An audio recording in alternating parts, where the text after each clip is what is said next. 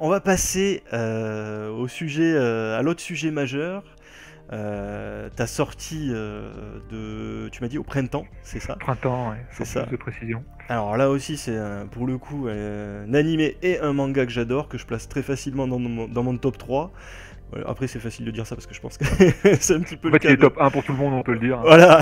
Alors top 1, je sais pas, parce que bon, voilà, après, je sais pas. Voilà, je me prononcerai pas aujourd'hui. Mais au moins dans le top 3, ça c'est certain. Un thriller fantastique, incroyable, c'est Death Note, forcément. Death Note, alors déjà, c'est une licence que tu apprécies autant que Senseiya, plus peut-être? Alors, plus parce qu'en fait, Senseiya, quand je me suis mis à travailler dessus, j'avais complètement décroché depuis le Club Dorothée, donc si tu veux, ça fait 20 D'accord. ans que je m'étais plus intéressé. Donc il a Ok. fallu donc vraiment, je me suis replongé dedans et je me Ouais. suis refait toute la série, et voilà, pour vraiment tout connaître. Parce qu'en plus, je savais qu'il y avait une communauté qui, elle, était hyper exigeante derrière, donc tu pouvais pas te tromper sur, sur un mec. Alors que Death Note, bah déjà, c'est beaucoup plus récent, donc c'était Oui, plus frais dans ma mémoire. on est d'accord. Et puis, ouais, vraiment, j'ai eu un coup de cœur la première fois que j'ai vu, mais enfin, ce que je disais là, C'est une j'ai dit tuerie, un peu en fait. ironiquement, voilà, tout le monde le met en top 1, bon, effectivement, c'est peut-être un peu exagéré, mais tout le monde le met en top 3. Moi, souvent, ce que je dis, même aux gens qui ne regardent pas d'animé, pas de manga, je leur dis, bah, je peux comprendre qu'on n'aime pas le côté un peu tout le temps baston, super pouvoir, héros qui est mort mais qui se relève. Death Note, ça n'a rien à voir avec tout ça. Ah, c'est pas du un shonen, thriller. ouais. C'est un thriller contemporain. Donc, c'est-à-dire, on est dans le genre les experts. Pour ceux qui connaisseraient en manga, tu peux dire c'est les experts. Avec juste un truc, un petit point de départ fantastique, qui est le pouvoir du Death Note, C'est ça. qui va juste faire le point de départ, mais à partir de ce point de départ, tout le reste est entre guillemets réaliste. Bon, avec toujours quand même des pirouettes scénaristiques pour garder l'intérêt, mais il y a pas de magie, il y a pas de super pouvoir, il y a même pas de combat. Et donc ouais, ça plaît vraiment à tout le monde. Moi, je connais plein de gens qui ne connaissent rien au manga Puis il y a une et portée, qui ont adoré Death Note. Tout à fait, tout à fait. Ben, mon épouse, typiquement, elle regarde aucun animé. J'ai fait regarder Death Note. Je crois que par contre, on l'a regardé en français, malheureusement. Mais c'est très bien passé aussi. Moi, je l'avais déjà vu plusieurs fois en japonais, donc aucun souci. Ouais, Mais, j'ai jamais vu en français, donc je peux pas juger, mais bon. Mais je crois pouvoir dire qu'elle a adoré Death Note. En plus, c'est très rapide. Oui, Alors là, je parle de t'as pas de temps l'animé mort. pour le coup. Ouais, ouais. C'est Y a très pas de temps rapide. mort sur tout ça. C'est 2h du mat, t'es encore. Non, ah ouais, non, mais là, faut que je sache. C'est extrêmement prenant. Les musiques sont géniales. Mais c'est vraiment une tuerie. Là aussi, la réalisation est fantastique. Ouais. Les Puis, personnages. L'avantage, c'est que vu que c'est pas un truc qui dure 20 saisons comme un Oui. Naruto ou un One Piece, Oui. il n'y a pas de temps mort. Les mecs, ils savent où ils veulent t'emmener et ils t'y emmènent tout droit. Et C'est du ça. coup, t'es à fond dedans tout le long, quoi. T'as 35 épisodes avec la deuxième partie, tu les vois pas passer. Hein. T'en regardes pas, tu peux pas en regarder qu'un de toute façon. À chaque Non, fois, c'est impossible. C'est impossible. Et en une semaine, t'as fini, quoi. Et en plus, il y a une portée philosophique dans cette œuvre. Voilà, qu'est-ce que tu ferais si tu pouvais buter absolument n'importe qui? La justice ou la justice? C'est ça. C'est ça. Ou ton profit aussi. Il y en a qui le font. Je veux pas spoiler la série, parce que, mais ton propre profit aussi. Ou voilà, il y a ça aussi dans la série. Tu parlais du deuxième arc. Moi perso, je fais pas partie de ceux qui détestent le deuxième arc. Je sais que c'est très courant de tomber sur des gens qui te disent il fallait que ça s'arrête à la fin de la première saison et tout. Qu'est-ce que t'en penses, toi, de ton côté? Moi, ça m'aurait pas déplu que ça se termine à la fin de la première partie, donc c'est quand même la grosse partie, hein, 25 épisodes sur 35. Mais j'apprécie quand même la suite. Pour moi, la suite ne gâche pas tout. Elle est peut-être un petit cran en dessous, ça c'est clair. Ne serait-ce que pour une raison que je tairai, mais on va pas dire ici, voilà. Mais la suite est quand même dans la veine, et en fait, si tu veux avoir le fin mot de l'histoire, il faut y aller. C'est pas juste un rajout, même si je pense que à la base c'était pas la volonté de l'auteur, mais le rajout est cohérent. C'est pas juste pour faire 10 épisodes de plus. Il y a une logique derrière, et tout se tient. Mais effectivement, on perd un petit truc, dans cette deuxième partie, mais bon, c'est dur de toute façon, c'est dur de faire une série animée qui est toujours parfaite, enfin qui est toujours excellente du début à la fin. Voilà, bah là c'est la fin qui est un petit peu moins bien, mais qui vaut quand même largement le coup. Vraiment, il n'y a pas de quoi. Oui, largement. Ouais, parce qu'il y en a qui crient un petit peu fort quand même sur la seconde saison. Perso, j'adore. Perso, j'adore. Après, mais... Death Note, c'est sans condition. C'est Death Note, quoi. Justement, je disais, il y a énormément de personnages super intéressants dans cette œuvre. Alors, qui est-ce qu'on va pouvoir jouer dans ce jeu Death Note? Et surtout, quel est le style de jeu? Alors, d'abord, je vais commencer par le style de jeu en espérant que tu aies oublié la première question. Non, parce qu'en fait, on veut entretenir un peu de mystère sur les D'accord, personnages d'accord. c'est pour ça. Donc Mais je vais pas te j'évoquerai forcer. pas tout. Après, il Voilà. y a des essentiels. Voilà, je veux dire. Oui, voilà. Donc déjà, le style de jeu, donc c'est un jeu à rôle caché. Il faut dire que l'univers s'y prête bien. Hein. On est d'accord. Alors peut-être déjà expliquer un peu juste le topo de départ, parce qu'il y a peut-être des gens qui regardent la vidéo là qui ne connaissent pas Death Note. Donc le topo de départ de Death Note, c'est simplement, on a ce que nous en occidentaux on appellerait la faucheuse, donc, qui dans cet univers-là, pour tuer des gens, elle a un carnet, donc le Death Note, le carnet de la mort, où elle écrit les noms des gens qui doivent mourir. Et elle se fait chier. Donc un jour, elle se dit tiens, je vais le jeter sur terre pour voir ce qui se passe, ça va m'amuser. Et on a un mec qui en plus se trouvait surdoué et épris de justice qui tombe dessus. Donc bien sûr, qu'est-ce qu'il fait? Il essaye, ça marche, parce que c'est marqué dessus comment ça marche. Donc il croit à un canular, mais il essaye, il se rend compte que ça marche. Donc il se met à tuer les gros bonnets, puis après il se met à tuer un peu tout le monde. Tous ceux qui le regardent de travers. Et en plus, c'est une personne très, très maligne et très intelligente. Voilà, c'est une personne très intelligente, donc qui fait tout pour pas se faire choper, qui fait un faux fond dans son tiroir pour cacher le carnet. Enfin voilà, c'est le mec psychopathe, mais il a bien raison. Et forcément, au bout d'un moment, quelqu'un se doute qu'il se passe quelque chose, parce que ça fait quand même beaucoup de morts, donc Interpol est complètement dépassé, donc on va appeler le plus grand détective du monde, qui s'appelle L, une lettre, un nom de code, et qui lui va enquêter. Et lui aussi c'est un génie, machin, et par un... Bon, parce que sinon il n'y aurait pas l'animé, ce serait pas intéressant si ça se passait pas comme ça, mais à un moment, Light, celui qui a trouvé le carnet étant le fils du directeur de la police Tokyo 8, il va se retrouver à participer lui-même à l'enquête qui cherche à le démasquer. Et du coup, il va y avoir tout un duel psychologique entre elle, donc qui va mener l'enquête, et Light, qui fait semblant de mener l'enquête, mais qui en fait est l'assassin que tout le monde cherche. Voilà. Et c'est vraiment ce duel qui est énorme, qui fait tout le sel de la série, puisque c'est deux génies qui se tentent des pièges et des perches tout le temps. Et donc voilà le topo. Et donc dans le jeu Death Note, on va retrouver un jeu à rôle caché, où il y aura forcément un joueur qui jouera Light, donc celui qui a le carnet, l'assassin. Alors dans la série on appelle ça un Kira. Kira c'est du katakana, ça veut dire killer, donc tueur. Donc c'est un tueur en série. Et donc Light, il y aura forcément un des joueurs qui sera Light, il y aura forcément un des joueurs qui sera L, donc le rôle qui mène l'enquête. Donc lui il va se révéler tout de suite, on saura qui c'est, il va mener l'enquête et c'est un jeu asymétrique, donc lui il jouera différemment des autres. Et donc il y aura un L, un Light et d'autres joueurs qui auront d'autres rôles, on ne sait pas lesquels. Et chaque joueur aura ses propres objectifs en fonction de son rôle. C'est-à-dire que c'est pas juste le tueur et ses alliés par rapport aux gentils enquêteurs, contre les gentils enquêteurs. On va avoir des connivences forcément entre les enquêteurs. Souvent les enquêteurs vont avoir des objectifs de trouver des Kira, de les révéler. Mais tu peux avoir par exemple un enquêteur qui a un point pour chaque tueur qui a été trouvé, mort ou vif. Et souvent ça va plus vite de tuer un mec plutôt que de prendre le temps de le coincer vivant. Et tu vas avoir un autre mec qui va vouloir trouver Kira, mais qui veut que Light soit vivant. Donc peut-être qu'il y en a il y a un enquêteur qui à un moment va essayer de tuer un Kira, et un autre enquêteur qui va s'interposer. Et c'est comme ça qu'on commence à jouer, qu'on va pouvoir un peu jouer sur les écarts un peu d'objectifs de chacun pour tirer son épingle du jeu, notamment quand t'es Light, mais pas que. Tu peux tout à fait jouer à contre-courant et fausser et complètement pourrir la partie de elle en étant un enquêteur.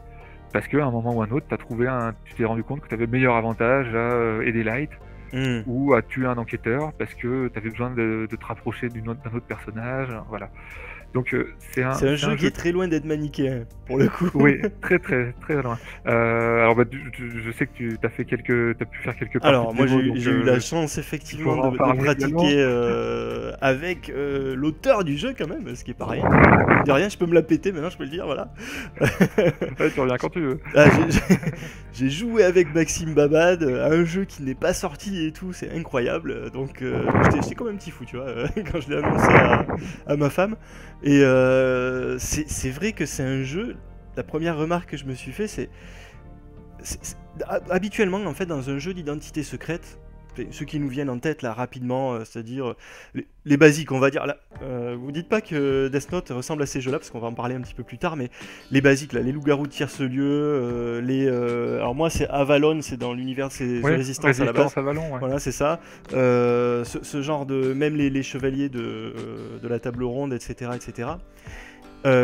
Il y a une opposition vraiment nette et précise entre le bien d'un côté et le mal de l'autre. Voilà, les loups-garous, tu sais très bien qu'il y a des simples villageois qui ont parfois des pouvoirs, bon peu importe, mais qui doivent lutter contre les loups-garous, et de l'autre côté, il y a les loups-garous qui doivent buter les villageois. Là, dans Death Note, moi, le sentiment que j'ai eu, c'est que j'avais pas vraiment... Enfin, j'ai des alliés et j'ai des ennemis, mais... la frontière est assez mince, c'est-à-dire que je suis un enquêteur certes, j'ai certainement des amis enquêteurs qui ont des objectifs peut-être similaires aux miens, mais pas tous, voilà, et j'ai peut-être même des tueurs qui ont des objectifs qui peuvent rejoindre les miens. C'est-à-dire que là, en vrai, c'est un jeu assez d'objectifs assez individuels, on va dire, voilà, on a une série de 3 objectifs, si mes souvenirs sont bons, à réaliser, et c'est vraiment... au final, chacun pour soi, on va le dire. Au final, c'est chacun pour soi. Même s'il y a des alliances de circonstances, parce que des fois on se rejoint, mais en réalité, c'est pas parce qu'on est un enquêteur que notre voisin enquêteur est forcément notre ami, est forcément notre allié, et qui va pas nous mettre des bâtons dans les roues, quoi. Techniquement, c'est ça. C'est ça. C'est complètement ça, ouais. Tu as, par exemple, si tu connais la série, donc... c'est un agent du FBI qui enquête sur les enquêteurs. Oui. Parce qu'ils ont compris, voilà. Donc, par défaut, dans le jeu Death Note, quand tu es un enquêteur, tu t'en fiches d'être démasqué par elle. Donc, même pas certain que ça arrange parce qu'ils ont l'objectif de prouver qu'ils sont propres. Et quand tu es un Kira, souvent tu as l'objectif de ne pas être révélé. Et ça peut se voir assez vite parce que tu as des joueurs qui vont essayer d'éviter d'être suspectés et d'autres qui s'en fichent. Donc pour elle, s'il arrive à détecter ça, il sait tout de suite qui suspecter, enfin sur qui s'acharner entre guillemets, sur qui mettre son focus. Mais tu vois, qui est un gentil enquêteur, mais qui a un objectif de ne pas être révélé, puisqu'il est un peu en sous-marin, il enquête sur les enquêteurs, donc il ne veut pas que les enquêteurs le sachent. C'est ça. Donc tu vas avoir un mec qui va tout faire pour éviter d'être suspect. Donc, alors, dans le jeu, les suspicions, c'est des marqueurs, des petits pions de suspicion qu'on donne aux joueurs.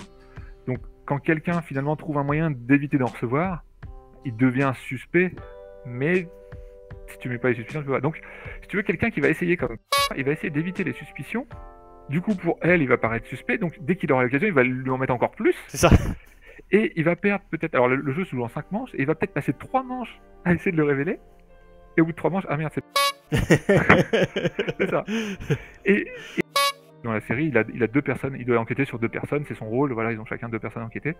Donc il enquêter sur 2 personnes. Donc là, dans Death Note, dans le jeu de société, son premier objectif c'est de ne pas être révélé, son deuxième objectif c'est de révéler ses 2 voisins. Donc, qui est un petit enquêteur, il ne va pas vraiment aider elle. Il va juste aider à révéler ses 2 voisins. Mais si là il ne tenait pas parmi ses 2 voisins, ne va pas du tout aider elle en fait. Et lui quelque part, limite il s'en fout en fait, parce que en réalité ce que vous faites en fin de partie c'est compter les points des objectifs atteints, et peu importe que si vous étiez un enquêteur, que votre camp quelque part est gagné en fait. Oui voilà, tu peux mettre tous tes points et Light s'est pas fait choper. Voilà, c'est ça. Si t'avais pas pour objectif de choper Light. Et t'as quand même fait tous tes points alors que t'es un enquêteur, voilà, et que tout le monde est mort. Donc par exemple, toujours dans la série, lui ne fait pas partie de l'équipe d'enquêteurs qui enquête sur Kira. Lui il est juste là pour vérifier si 2 policiers, parmi tous les policiers, sont propres. Donc lui il va enquêter sur ses voisins, s'il a fait son job, oui, voilà. C'est fini, voilà. Il rentre chez lui, voilà, tout le monde est mort, mais c'est pas grave, il a enfilé ses pantoufles, il regarde le voilà, lui, il a fait ce qu'il avait à faire, il a fait son devoir, il a fait son devoir, c'est ça. C'est sur ce genre de choses, qu'on va jouer. T'as des personnages qui s'en fichent de mourir, qui sont prêts à mourir pour l'enquête. Oui, je me suis aperçu de ça, du coup j'ai Watari, Yagami, eux, ils s'en fichent, ils sont là pour la justice, pour le bien, leur conception du bien, voilà. T'en as d'autres qui veulent réussir l'enquête, mais qui ont une femme et des enfants, qui eux ne veulent pas mourir. Donc t'en as qui vont peut-être sauver un peu leur peau, quitte à faire avancer l'enquête moins vite, puis d'autres qui vont prendre tous les risques. Puis il y en a qui ont des cibles aussi, qui doivent absolument révéler telle quelle personne. T'en as un qui veut forcément tuer précisément un autre personnage, et ce qui est très drôle d'ailleurs, donc t'as Iguchi qui veut forcément tuer Matsuda. Alors je suis désolé pour ceux à qui ça parle pas tous ces noms, regardez la série, vous n'y perdrez pas votre temps.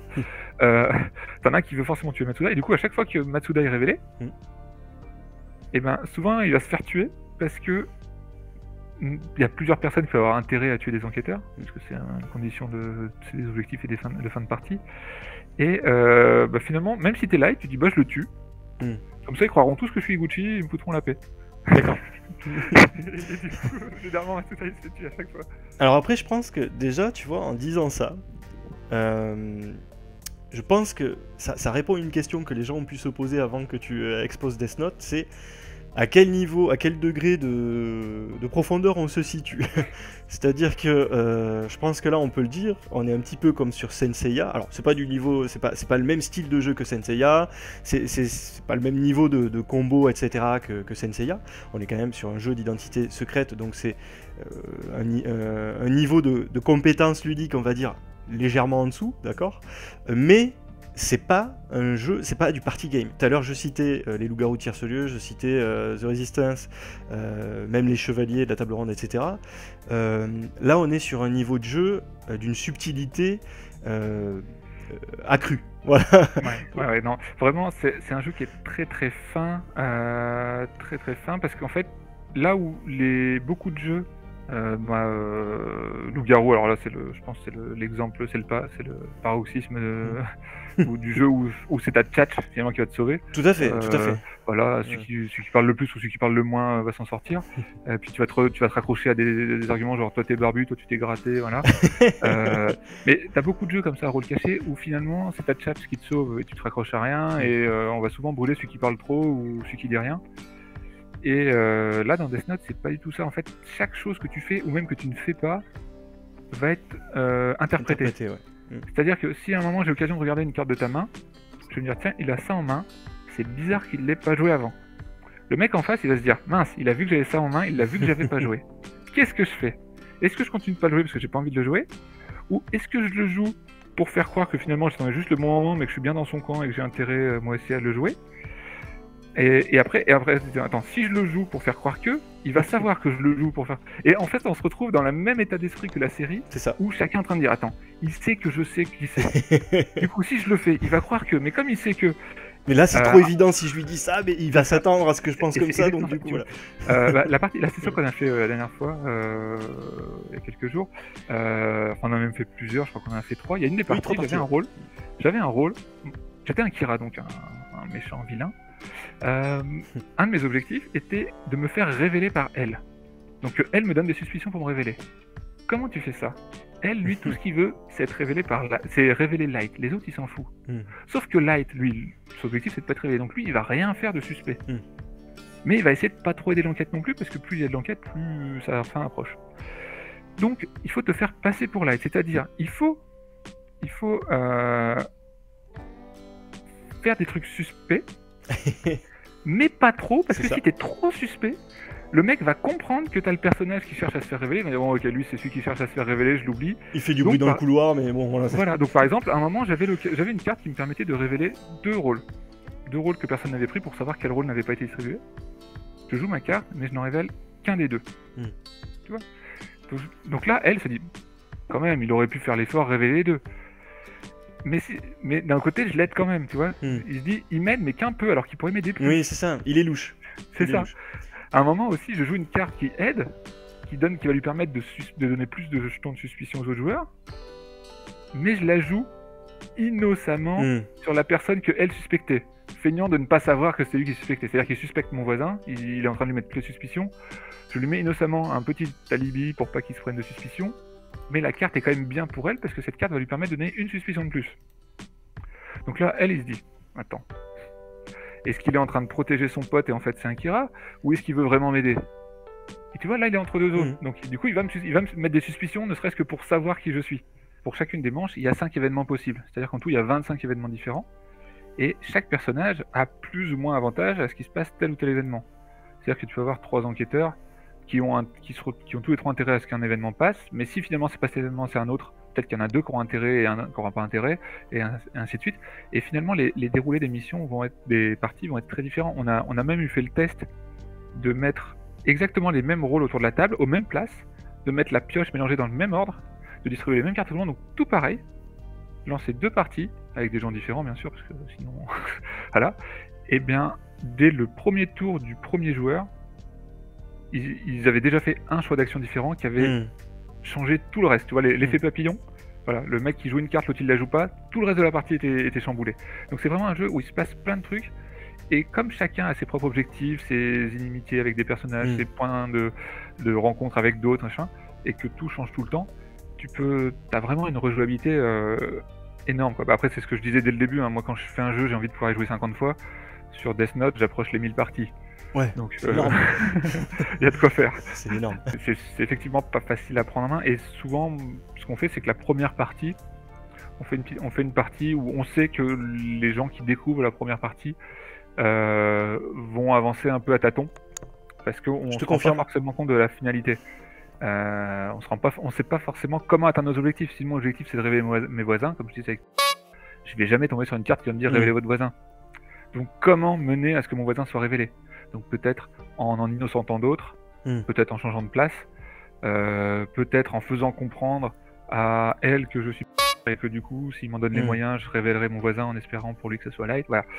C'est toujours des moyens détournés. Et donc souvent la première partie, tu vas à tâtons, tu joues un peu tes cartes en disant bah je pense que, on va voir. Et souvent à la fin de la première partie, ok j'ai compris, on en refait une. Mais l'intérêt de ce jeu-là par rapport à Senseiya, c'est que ce jeu-là se joue en 25 minutes. Et généralement, même ce qui est recommandé, c'est de faire plusieurs parties et de cumuler tes points d'une partie à l'autre, à l'image d'un saboteur avec les pépites d'or par exemple. Et c'est comme ça que vraiment le jeu prend son sens, c'est que tu fais plusieurs parties, tu cumules tes points, et puis tu découvres à chaque fois des nouvelles situations, et t'apprends à connaître tes adversaires en disant ok, lui j'ai compris qu'il se focalisait vite sur quelqu'un et après il en démordait pas, donc je vais essayer de pas me montrer trop tôt. Lui au contraire il va te faire facilement confiance, donc voilà. Et c'est marrant parce que tu montes, tu progresses et t'apprends à jouer avec tes adversaires en même temps qu'eux apprennent comment tu joues, ce qui fait que finalement c'est toujours challenging, quoi. C'est un jeu qui est déroutant. Moi, je suis encore en train de le digérer, c'est pour te dire. Voilà. C'est un jeu qui est déroutant parce que je m'attendais pas à cette mécanique-là ni rien en fait. Et donc du coup, ce qui est une bonne chose parce que du coup, je pense que c'est un truc qui n'existe pas. Voilà, tout simplement. En tout cas, il ne m'est jamais été donné de tomber dessus. Voilà, donc ça faut le savoir. Mais par contre, ce que je peux dire et ce dont je suis sûr déjà, c'est que on a encore une fois là un grand respect de l'univers. Parce que, comme pour Senseiya, en fait, les comportements des personnages sont raccords avec ce qui se passe. Dans l'œuvre originale, on a... Enfin voilà. Et puis on a cette tension, cette ambiance, en fait, qui est vraiment propre à la série animée, pour le coup, avec sa réalisation magnifique, où t'as vraiment l'impression d'être dans un face-à-face, là, entre elle et Kira, en fait, et effectivement c'est nœud au cerveau qu'on peut se faire pour essayer de... C'est ça, c'est le je sais que tu sais que je sais que tu sais, donc tu le retrouves complètement dans le jeu, ça, c'est clair. T'es vraiment dans l'ambiance, ouais. C'est exactement ça, et puis même dans les objectifs des personnages, pour le coup, ça illustre bien aussi ce que tu disais tout à l'heure avec les objectifs qu'ils peuvent avoir dans la série, etc. etc. T'as cité pas mal de personnages finalement, toi qui voulais pas en donner trop. D'ailleurs, pour ceux qui connaissent pas la série, prenez pas peur, il n'y a pas besoin de connaître la série pour jouer. Cela dit, moi, enfin vraiment, hors-delà de toute considération de jeu de société ou ce que vous voulez, s'il y a une série à regarder, c'est celle-ci, moi je pense. Tout à fait. Surtout si vous n'êtes pas fan d'anime, celle-ci vous pouvez y aller les yeux fermés. Voilà, mais si vous connaissez pas la série et que vous n'avez pas envie de la regarder d'ici le printemps, ça vous empêchera pas de jouer. C'est juste que les personnages la plupart sont japonais, ou on est non japonais, donc c'est plus simple de s'y retrouver si on connaît déjà ces noms-là. Mais de toute façon, il y aura des petites fiches récap il y aura des petites cartes récap avec les noms des persos et leurs objectifs, et c'est tout ce dont vous aurez besoin si vous savez pas jouer, si vous connaissez pas la série, pour vous y retrouver sans problème. Il y a une belle courbe d'apprentissage dans le jeu, parce que, bon, comme tu le disais, c'est pas la première partie qu'on va comprendre le jeu, ça c'est certain. Enfin, qu'on va comprendre en tout cas les subtilités du jeu. C'est à la fin de la première. C'est plutôt à la fin, voilà, c'est plutôt à la fin de la première. Moi peut-être à la fin de la deuxième, tu vois, parce que je suis le genre de gars, je comprends vite, mais il faut m'expliquer longtemps, si tu veux. Voilà. D'ailleurs, j'ai fait le Cosmos, comment ça marche? C'est pour maintenant. Je crois que en plus j'ai fait une erreur à la deuxième partie qui a un petit peu foiré la partie, mais bon bref, peu importe. Mais ça c'était parce que j'ai lu trop vite la carte en fait. Mais bon, peu importe. Mais ouais, à la troisième partie par contre j'étais dedans un petit peu plus, même si je me suis fait flouer complètement par l'auteur. Mais... Voilà. Alors j'avoue, on a un peu d'ailleurs Alors là, tu vois, j'ai ton visage, je sais comment tu t'appelles, ça va être vite fait. Je vais pouvoir noircir une page de plus, parce qu'il faut le savoir quand même, je le noircis régulièrement, hein, bien entendu. Non, j'oserais pas quand même, il faut que tu continues à faire des jeux quand même, c'est important pour nous. Mais voilà, non, c'est un jeu, oui, effectivement, tu le maîtrises, voilà, pour la plupart des gens, certainement à la fin de la première partie, mais il y a une courbe de progression parce que, ouais, il y a des subtilités. Ça vaut le coup de connaître un petit peu les cartes, de les voir tourner un petit peu pour les connaître, de connaître aussi les rôles, parce qu'il y a quand même, je sais pas si tu peux donner le nombre de rôles qu'il y a dans le jeu, mais Entre 9 et plus. voilà, entre 9 et plus, mais il y en a beaucoup, sachez-le, et donc du coup, après il y aura certainement des aides de jeu et tout, voilà. Mais c'est vrai que les connaître constitue quand même, à mon avis, un bon avantage pour faire une partie propre, voilà. Voilà, disons que si tu connais si tu connais la série, tu te rappelleras plus rapidement des objectifs de chacun. C'est vrai. Mais vu qu'il y a l'aide de jeu qui est là de toute façon pour. Puis, de toute façon, même si tu connais pas la série, au bout de dès que tu auras été confronté à un personnage, après tu le sauras. Mais de toute façon, oui, il y aura les aides de jeu dans tous les cas. C'est pas le premier, sa qualité première, mais c'est clair que l'ambiance participe grandement à l'expérience de jeu. C'est-à-dire que t'es avec tes cartes, tu te regardes dans le coin comme ça, dans le sens t'inquiète, je t'ai compris. Puis ça vous empêche pas de discuter autour de la table et puis de la jouer au bluff et puis de voilà, tu peux tout à fait bluffer, tu dis tiens, j'ai vu son rôle, attention, hein. Je sais que c'est lui. Mais par contre, tu vas tout faire pour pas que ce soit révélé parce que tout le monde va se rendre compte que t'as menti. Oh, le salaud, il a jeté la carte que je réservais à elle et qui était une carte magnifique. Je veux dire, enfin voilà, croyez-moi. C'est exactement ça. C'est exactement ça. Oui, c'est ça, voilà. En fait, le jeu te tend des perches en plus pour bluffer. Genre, t'as une carte qui dit si t'as une carte qui tue, si t'es un vilain, un Kira, ou si t'as une carte qui tue dans la main, tu pioches 2 cartes et t'en défausses une. Le temps défausse une est très important parce que du coup tu vas acheter une carte n'importe quoi et si jamais derrière il y a quelqu'un qui révèle ta main, oui, tu pourras très bien dire non mais j'avais une carte qui tue, je viens de l'acheter. Voilà, c'est ce genre de choses. Donc après voilà, là où c'est subtil, c'est qu'il faut comprendre l'intérieur du truc et savoir l'exploiter. Et ça c'est en jouant que tu chopes le truc. Donc c'est vrai que ça peut paraître un peu complexe de prime abord, mais c'est ce qui va faire qu'au bout de 3 parties, tu auras encore envie d'y jouer. Alors que si tu vois déjà tout de suite, bah ok, tu t'es peut-être très bien amusé à la première partie et tu auras des super critiques je sais pas où. Et puis le joueur passe à autre chose. Et finalement, moi je préfère avoir 20% des gens qui passent à côté et 80% qui kiffent leur race plutôt que tout le monde dise il est bien et personne n'y joue. Ouais, Maxime Babat, c'est l'auteur validé par la street, moi je vous dis. Voilà.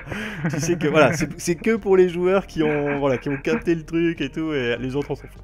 Voilà, c'est ça. Enfin voilà, c'est ce que je dis. Hein, même si je suis content, qu'il serait content, plus il se vendra, plus je serai content, forcément. Mais c'est pas le but premier. Le but premier, c'est d'être content de ce que j'ai fait. Et voilà, moi je suis fier du jeu en l'état. Et puis si les gens passent à côté, ils passent à côté, tant pis, mais je sais que ceux qui l'apprécieront plus que si j'avais fait un jeu plus abordable. Il y a un petit pion Ryuk dans le jeu, un Shinigami. Oui, alors dans le jeu, à la base c'est un jeu de cartes, il n'y a pas de plateau, c'est juste un jeu de cartes avec des rôles, il y a des tuiles pour les enquêtes, il y a des petits pions pour les suspicions. T'as un petit pion Ryuk aussi qui représente Ryuk qui va aller comme ça s'enticher des différents personnages en fonction des actions. La merde, ouais, un peu. T'aider un peu, mais aussi des fois te gêner un peu. Oui. Un peu des deux. Qu'est-ce qu'on... Non, mais après, voilà, c'est principalement un jeu de cartes, mais bon, voilà, après c'est Yoka aux manettes, il y aura du beau matos. Est-ce qu'il y aura, des extensions? Alors, a priori, non. Non, pour 2 raisons. La première, c'est que pour l'instant, Yoka a dit non. Donc ça, c'est déjà une excellente raison. Et la seconde, c'est que le jeu se suffit clairement à lui-même. C'est-à-dire que là où je disais pour Senseiya, la boîte de base était un petit peu édulcorée, pas sur la profondeur, mais sur la richesse des mécaniques. C'est-à-dire qu'il y a plusieurs mécaniques qui ont été mises de côté pour l'extension. Là, Death Note, là, moi, j'ai rien à ajouter. C'est-à-dire que le jeu me satisfait complètement en l'état. Cela dit, moi, c'est vrai que j'aimerais beaucoup faire une extension, ne serait-ce que pour l'enrichir encore, c'est-à-dire mettre encore plus de rôles, encore plus d'actions, encore plus d'événements. Mais niveau mécanique de jeu, pour moi il est complet, voilà, vraiment.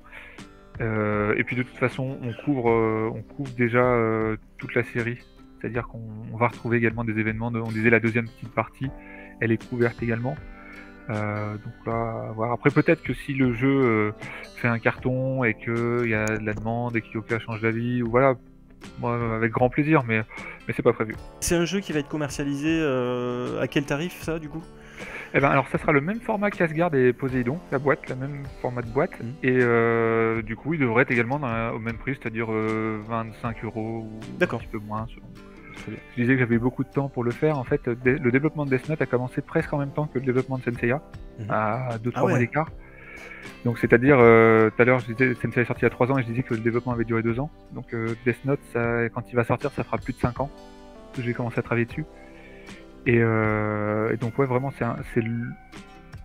alors là, en plus c'est mon projet, c'est-à-dire que là pour le coup c'est pas Yoka qui m'a dit tiens on veut faire un jeu Death Note, Ouais, d'accord. et on veut que ce soit un rôle caché. C'est moi qui avais une idée de rôle caché, et ensuite l'idée de l'adapter à Death Note est venue.